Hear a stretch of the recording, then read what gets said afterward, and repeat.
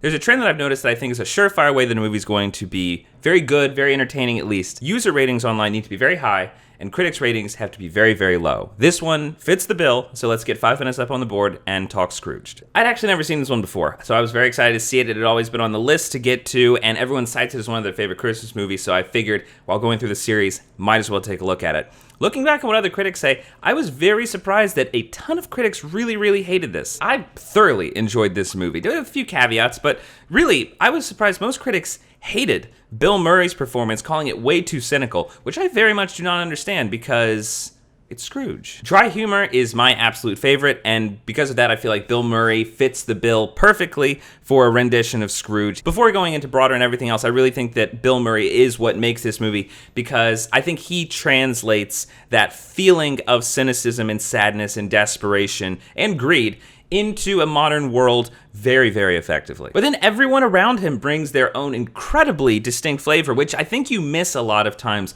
from tellings of A Christmas Carol. Bobcat Goldthwait is someone who's losing his mind. I mean, Robert Mitchum is someone who's losing his mind. It shows that Bill Murray's not the only one who has invested a little too much into this system and is not getting a lot return, and they're kind of losing their mind a little bit. Karen Allen is thoroughly charming. Everything that is, the goodness in the world is thrown on screen just the second she appears. And then Carol Kane and David Johansen as the ghosts of Christmas past and Christmas present. There really is something, and I'll get to the sets in a second. The world building in this movie feels incredibly realistic, kind of like whenever you go to Disney World or go to like a high-level theme park and everything feels like you're actually stepping into another world. The sets do that, the costume design does that, but these two ghosts really give a sense of place more than anything else whenever it comes to the actual time traveling or the fantasy elements of the movie. The thing that I disliked most about the movie, though, was the third act. I feel like the movie is on a just perpetual climb in terms of quality, and when it gets to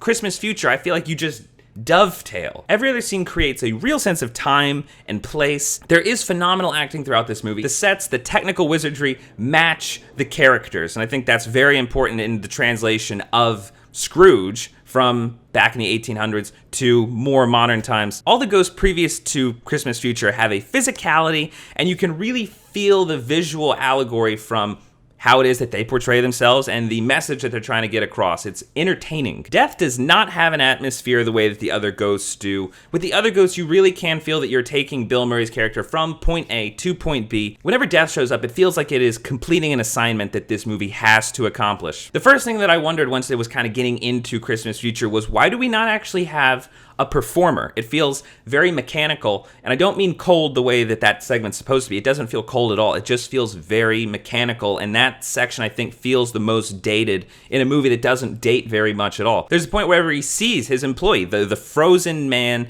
in the sewer, and that feels much more like an authentic Ghost of Christmas Future than the actual ghost does that shows up. And the transition that has to happen from the Ghost of Christmas Future to his own revival, I really just don't feel it. Whenever Bill Murray feels the spirit of Christmas, realizes the reason for living, it doesn't feel like you've actually seen anything change. And I think it does come back up after that, but I feel like the point that the movie ends on is nowhere near as high as it was when you're kind of like finishing up the second act of the movie. The ending goes on a bit long. I enjoy the wildness of it. It feels like the last part of this movie is kind of a precursor to the live-action Grinch, which I think is incredible. But this movie is sickly stylish, which I really, really enjoy. There are a few bumps along the way, I think, predominantly near the end of the movie. I wish that I'd seen this movie long ago, because even though there are problems, Scrooge does fit in a family's Christmas movie watching tradition. But give me your thoughts on Scrooge. Do you think there are other missteps that it takes? What do you think about the last act of the movie? Do you think that it pulls it off? But leave your comments below, and as always, be sure to subscribe to 5 Minute Critic for future updates on reviews and movie news.